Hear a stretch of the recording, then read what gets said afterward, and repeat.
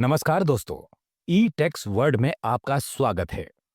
आज हम बात कर रहे हैं प्रॉपर्टी खरीदते या बेचते समय काटे जाने वाले टीडीएस के बारे में। इनकम टैक्स के सेक्शन 194 आई ए के तहत यदि प्रॉपर्टी की वैल्यू 50 लाख से ज्यादा है तो बायर 1% टीडीएस काटकर सेलर को भुगतान करता है। आइए इसको एक उदाहरण से समझते हैं। राम एक प्रॉपर्टी का मालिक है और वो अपनी प्रॉपर्टी बेचना चाहता है, जिसको यहां सेलर कहा जाएगा। वहीं मोहन एक प्रॉपर्टी खरीदना चाहता है, जिसको यहां बायर कहा जाएगा। दोनों के बीच प्रॉपर्टी का सौदा 60 लाख रुपए में तय होता है। चूंकि प्रॉपर्टी की वैल्यू 50 लाख से ज्यादा है, इसलिए यहां इनकम टैक्स के सेक्शन 194 आईए के तहत टीडीएस का रूल लागू होता है। इसलिए 60 लाख पर 1% टीडीएस यानी 60,000 रुपए डिडक्ट किया जाएगा और बैलेंस अमाउंट यानी 59,40,000 रुपए का भुगतान राम को किया जाएगा। डिडक्ट किए गए टीडीएस को जमा कराने एवं रिटर्न दाखिल कराने की पूरी जिम्मेदारी मोहन यानी बायर की होगी।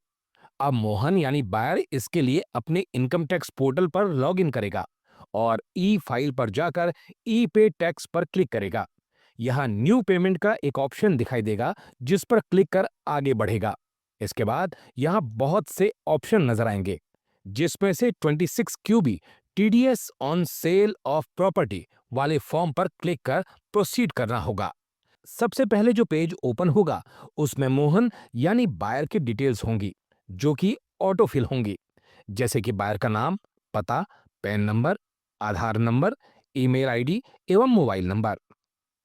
इसी पेज में सबसे नीचे पूछा जाएगा कि क्या प्रॉपर्टी खरीदने वाले बायर एक से ज्यादा हैं। इसमें नो का ऑप्शन सेलेक्ट कर कंटिन्यू के बटन पर क्लिक करना होगा।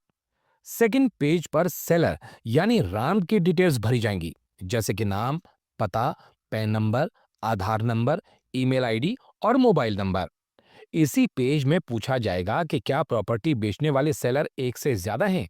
इसमें नो का ऑप्शन सेलेक्ट कर कंटिन्यू के बटन पर क्लिक करना होगा। थर्ड पेज प्रॉपर्टी की डिटेल्स के लिए है, जैसे कि प्रॉपर्टी टाइप, एग्रीमेंट की डेट, प्रॉपर्टी का एड्रेस, प्रॉपर्टी की टोटल वैल्यू, पेमेंट की डेट और पेमेंट का अमाउंट।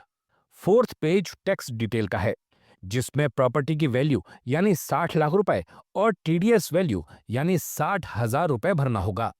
इसके बाद बायर ऑनलाइन अपनी सुविधा के अनुसार कोई एक ऑप्शन सिलेक्ट कर, जैसे कि debit card, credit card, net banking या फिर यूपीआई के जरिए भुगतान कर सकेगा।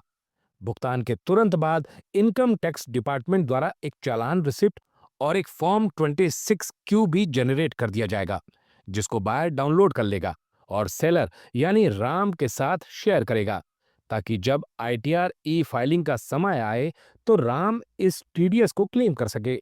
इसलिए हमेशा ध्यान रखें कि यदि आप कोई प्रॉपर्टी खरीद रहे हैं जिसकी वैल्यू 50 लाख रुपए से ज्यादा है, तो उस पर 1% टीडीएस काटकर सेलर को भुगतान करें।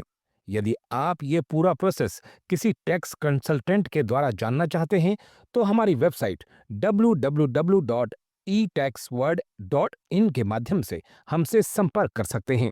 धन्यवाद।